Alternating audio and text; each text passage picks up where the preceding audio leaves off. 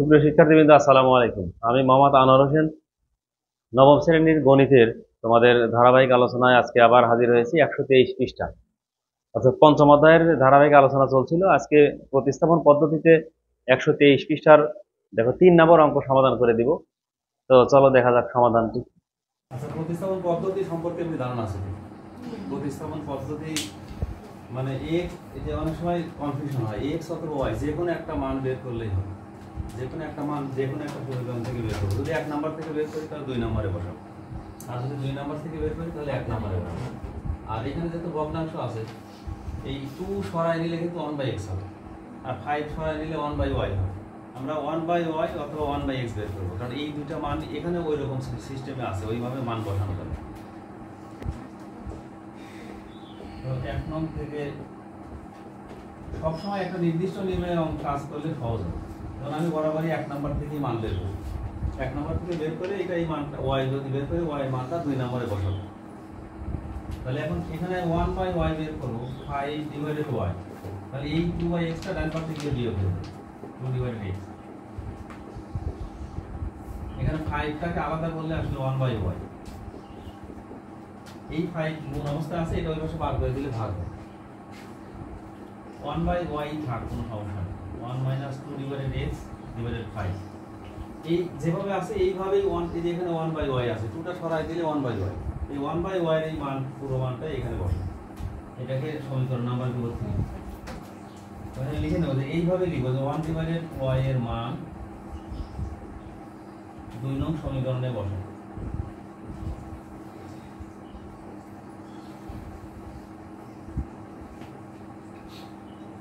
তাহলে 2 নাম্বার থেকে 3/x plus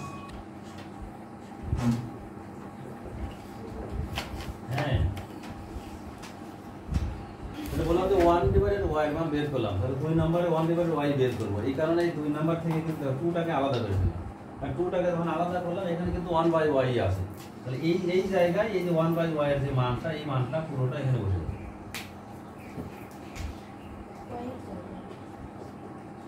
না 1/y দ্বারা এখানে আমি যে মানটা বের করলাম, কার মান এটা 1/y মানে বের করলাম। এই কারণে এই মানটা বসাবো জন্য তো এই 2টাকে সাইড করে দিলাম। 2টাকে সাইড করে দিলে 1/y তো থাকে এখানে। এই যে 1/y এর মান পুরো মানটা এখানে এসে বসে যাবে। এই 2 গুণ অবস্থায় থাকবে, 1 - 2/x নিচে 5, ডান পাশে যা আছে তাই। তাহলে এখন লসাগু করতে পারো 5, এই 2 উপরে গুণ করে দেবো।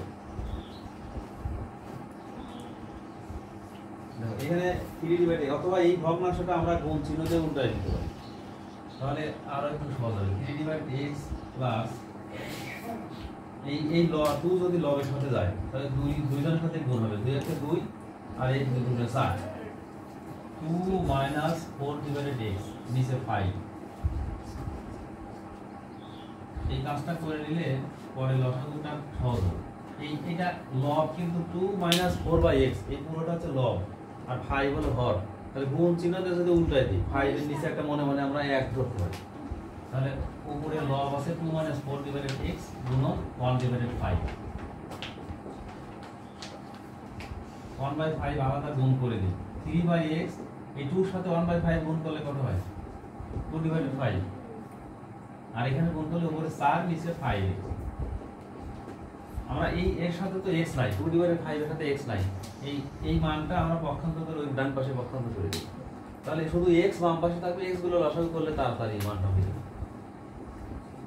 3/x আর এখানে 4/5x।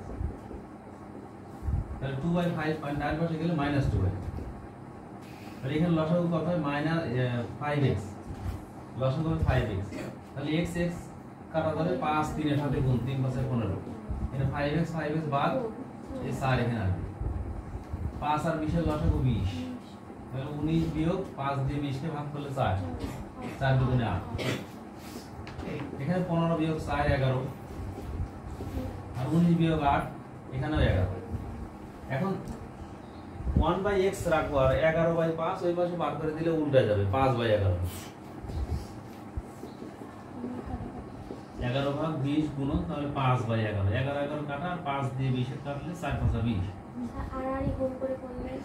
যে কোনো ভাবে করা যায়। তাহলে x ইকুয়াল টু 4। এই যে x এর মান পেয়ে গেলাম, এই x এর মানটা এই যে 3 নম্বরে বসালে হয় পেয়ে যাবে। কত নম্বরে বসাবো? 3 নম্বর সমীকরণে বসাবো। 3 এ বসিয়ে পাই, তাহলে 3 এ আছে 1 ডিভাইডেড y সমান 1 মাইনাস 2 ডিভাইডেড x এর মান বের হলো 4। তাহলে উপরে লসাগু করে নিচে 5 থাক, উপরে লসাগু 4, 4 লসাগু হলে এই 4 একটা 4 বিয়োগ 4 4 ভাগ করলে 1, উপরে 2, আর উপরে 2/4 আর নিচে 5,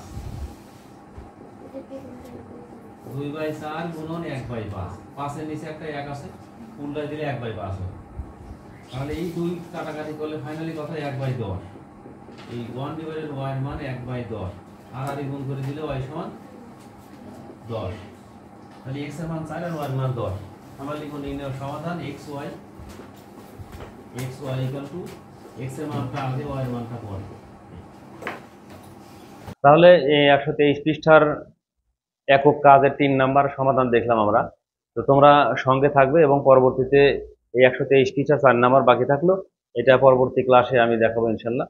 তো আমার সাথে থাকার আহ্বান জানিয়ে আজকের মতো শেষ করছি। আসসালামু আলাইকুম।